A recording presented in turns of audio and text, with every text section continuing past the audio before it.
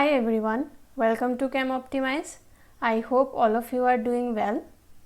So इस channel में BSc CBCS का 6th सेमेस्टर का ऑर्गेनोमेटेलिक कंपाउंड्स जो टॉपिक है उसका सीरीज़ कंटिन्यू हो रहा है और अभी तक इस सीरीज़ में 6 वीडियोस अपलोड हो चुका है.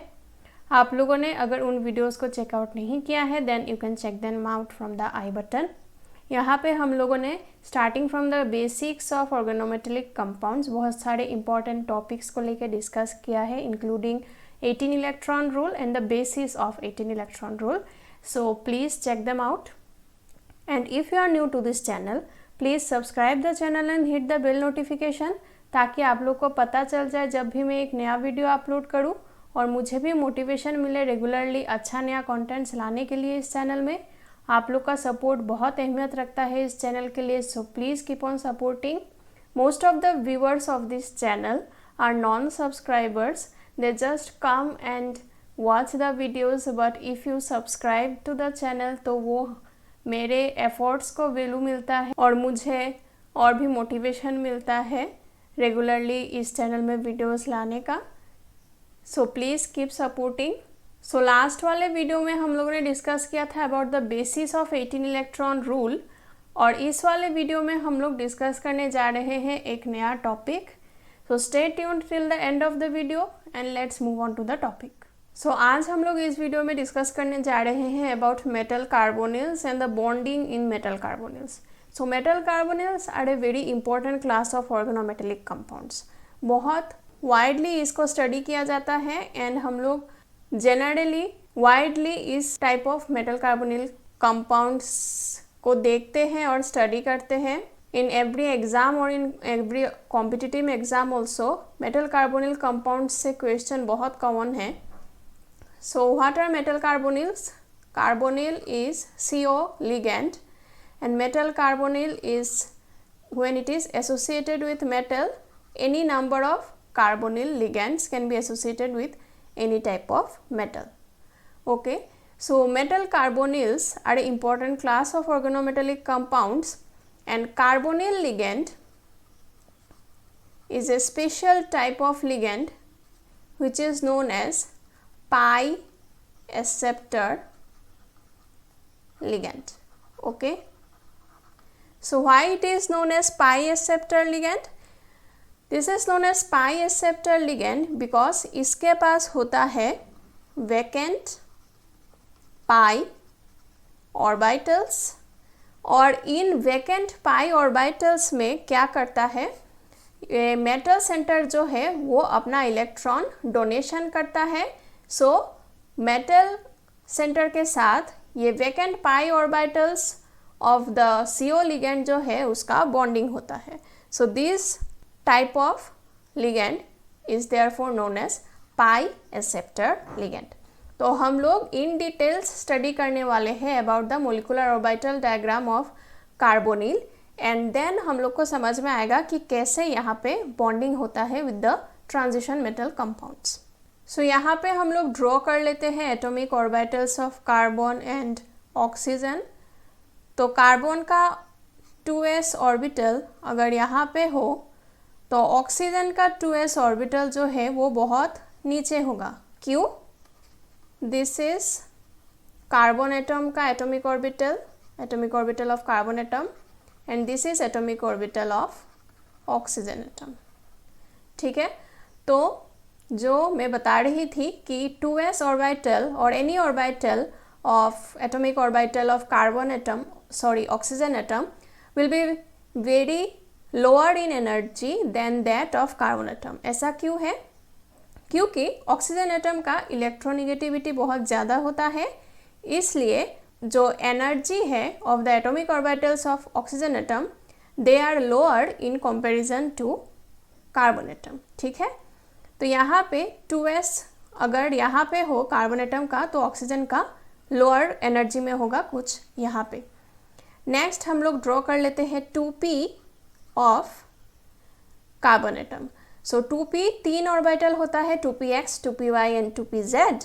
तो यहाँ पे मान लेते हैं कार्बन का 3 2p ऑर्बिटल है तो ऑक्सीजन का 2p ऑर्बिटल कहाँ होगा? कहीं यहाँ होगा. ठीक है, lower than that of carbon atom.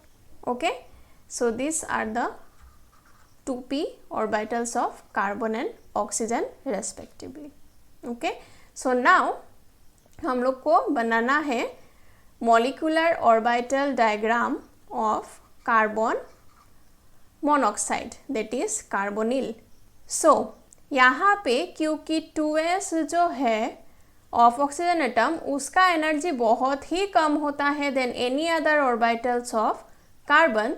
सो ये 2s ऑर्बिटल ऑफ ऑक्सीजन जो है वो यहाँ पे नॉन बॉन्डिंग के हिसाब से रहता है. सो 2s जो है वो ऑक्सीजन का नॉन बॉन्डिंग रहेगा. Okay, now 2s atomic orbital of carbon atom and 2p atomic orbital of carbon atom जो है ये दोनों आपस में मिक्स होके हाइब्रिड ऑर्बिटल्स फॉर्म करते हैं. क्योंकि उन लोग को अभी बॉन्डिंग करना है, ये एटॉमिक ऑर्बिटल के हिसाब से नहीं रह सकते, they have to form molecular orbitals. So before forming molecular orbitals they mix up with each other and they form hybrid orbitals. Okay, so s atomic orbital of carbon atom and p atomic orbital of carbon atom, they mix up and form hybrid orbitals. Okay, so यहाँ पे mix up हो गए hybrid orbitals. 2 atomic orbital है तो 2 हम लोग को hybrid orbitals मिलेगा. so sp फॉर्म होगा, हम लोग नाम देते हैं एक का sp और एक का sp dash. okay, so these are the 2 hybrid orbitals formed after the hybridization of 2s and 2p atomic orbitals of carbon atom. ठीक है, तो अभी क्या होगा, यहाँ पे 2pz 2px 2py है, यहाँ पे भी हम लोग को कार्बन का 2px 2py एंड 2pz है. ओके, एंड हम लोग को पता है कि hybrid orbitals have sigma bonding character. So sp dash जो हाइब्रिड ऑर्बिटल है कार्बन एटम का, वो 2pz orbital of oxygen atom के साथ बॉन्डिंग करेगा to form a sigma bond. ठीक है, तो हम लोग को यहाँ पे एक सिग्मा ऑर्बिटल मिलेगा. ठीक है, now the 2px and 2py of carbon atom and oxygen atom, they will form bond and they will form pi bond with each other. ठीक है, तो ये आपस में मिलके क्या बनाएंगे, पाई बॉन्ड्स. ठीक है, तो यहाँ पे क्या होगा, पाई 2px पाई 2py. ओके, और ये सिग्मा ऑर्बिटल का एक एंटी बॉन्डिंग भी बनेगा obviously. So sigma anti bonding यहाँ पे होगा.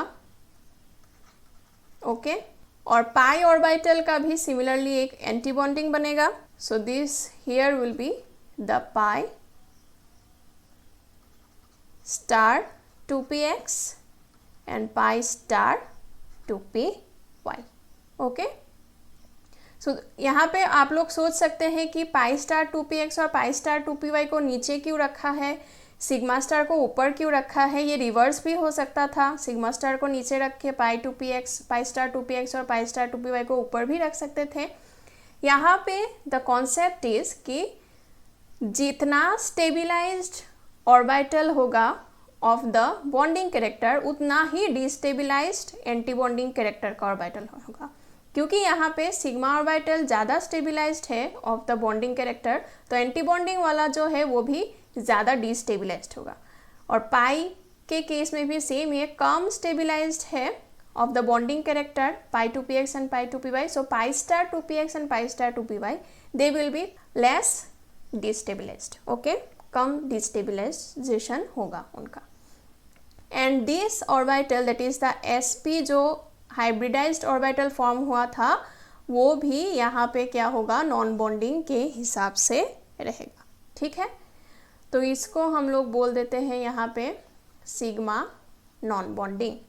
ओके, तो यहाँ पे एक सिग्मा है, 2s जो है this will have sigma character, so this is sigma non bonding. एक यहाँ पे भी एक सिग्मा नॉन बॉन्डिंग है, क्योंकि ये जो हाइब्रिडाइज्ड ऑर्बिटल है, इसका किसी के साथ बॉन्ड फॉर्मेशन नहीं होगा। अभी हम लोग इलेक्ट्रॉन फिलअप करेंगे। 2s में 2 इलेक्ट्रॉन रहेगा यहाँ पे कार्बन में, और ऑक्सीजन में भी। कार्बन में हम लोग को 2 इलेक्ट्रॉन मिलेगा इन 2p, और ऑक्सीजन में हम लोग को 4 इलेक्ट्रॉन मिलेगा इन 2p। तो टोटल नंबर ऑफ इलेक्ट्रॉन्स हो गया हम लोग का, यहाँ पे 2 और 2 4, और यहाँ पे 2 हो गया 6, और यहाँ पे और 4 हो गया 10। तो अभी हम लोग फिलअप करेंगे इलेक्ट्रॉन्स। 1 2 3 4 5 6 7 8 9 एंड 10। ठीक है। यहाँ पे अगर हम लोग बॉन्ड ऑर्डर निकालना चाहें तो बॉन्ड ऑर्डर होगा half of number of bonding electrons minus number of anti bonding electrons. तो यहाँ पे एंटी बॉन्डिंग इलेक्ट्रॉन तो है नहीं, बॉन्डिंग इलेक्ट्रॉन्स कितना है 1 2 3 4 5 6, बाकी सब क्या है नॉन बॉन्डिंग इलेक्ट्रॉन्स है, तो उसको हम लोग काउंट नहीं करेंगे। तो यहाँ पे ये हो जाएगा हाफ ऑफ 6 माइनस 0, क्योंकि एंटी बॉन्डिंग इलेक्ट्रॉन्स यहाँ पे नहीं है। बॉन्ड ऑर्डर हो जाएगा 3। आइडियली बॉन्ड ऑर्डर होना चाहिए 3, बट एक्चुअली कार्बन मोनोऑक्साइड का बॉन्ड ऑर्डर होता है actually, this is theoretically it should be 3, but actually carbon monoxide का बॉन्ड ऑर्डर जो है that is less than 3, it is around 2.6। and why is it so? This is because ये जो orbital है, this is the highest energy orbital which is formed from the hybrid orbital which is constituted by the 2s and 2p atomic orbitals of carbon atom। ये जो non bonding character वाला हम लोगों ने बोला था हाईएस्ट एनर्जी ऑर्बिटल जो है, ये एक्चुअली प्योरली नॉन बॉन्डिंग नहीं है। This is slightly anti bonding, इसमें स्लाइटली एंटी बॉन्डिंग कैरेक्टर है। क्योंकि यहाँ पे स्लाइटली एंटी बॉन्डिंग कैरेक्टर है, हम लोग को आइडियली जो बॉन्ड ऑर्डर मिलना चाहिए 3 वो नहीं मिलता है। This is not purely anti bonding also, this is slightly anti bonding, slightly non bonding. तो इसको हम लोग कॉम्प्लीटली यहाँ पे -2 भी नहीं कर सकते, इसको हम लोग एंटी बॉन्डिंग पकड़ के यहाँ पे number of anti bonding orbitals 2 सोच के यहाँ पे 6 - 2 भी नहीं कर सकते बॉन्ड ऑर्डर कैलकुलेशन में, because this is slightly anti bonding. Okay, this bond order actually ये होता है around 2.6। This was all about the molecular orbital diagram of carbon monoxide. कैसे कार्बन मोनोऑक्साइड में मोलिकुलर ऑर्बिटल्स फॉर्म होते हैं, इसका idea होना हम लोग को ज़रूरी था, बिकॉज अभी जो हम लोग डिस्कस करने जा रहे हैं, नेक्स्ट टॉपिक जो हम लोग डिस्कस करेंगे, उसमें हम लोग को ये मोलिकुलर ऑर्बिटल्स क्या क्या होता है कार्बन मोनोऑक्साइड में, उसका आइडिया होना ज़रूरी है। नेक्स्ट वीडियो में हम लोग डिस्कस करेंगे about the bonding in metal carbonyls, कैसे कार्बोनिल लिगेंड जो है मेटल के साथ बॉन्ड फॉर्मेशन करता है। Please stay tuned. और आप लोग को अगर इन वीडियोस का कंटेंट्स अच्छा लगे, then please make sure to subscribe to this channel and share the videos among your friends and support this channel. आप लोग को इस लेक्चर का PDF नोट्स डिस्क्रिप्शन बॉक्स में मिल जाएगा। And for more information and regular updates आप इस channel को फॉलो कर सकते हैं इन फेसबुक एंड टेलीग्राम। और कोई भी अगर डाउट रहे या फिर फीडबैक रहे या फिर सजेशन रहे, please feel free to comment down in the comment section. I'll be very glad to address them. Thank you so much for watching.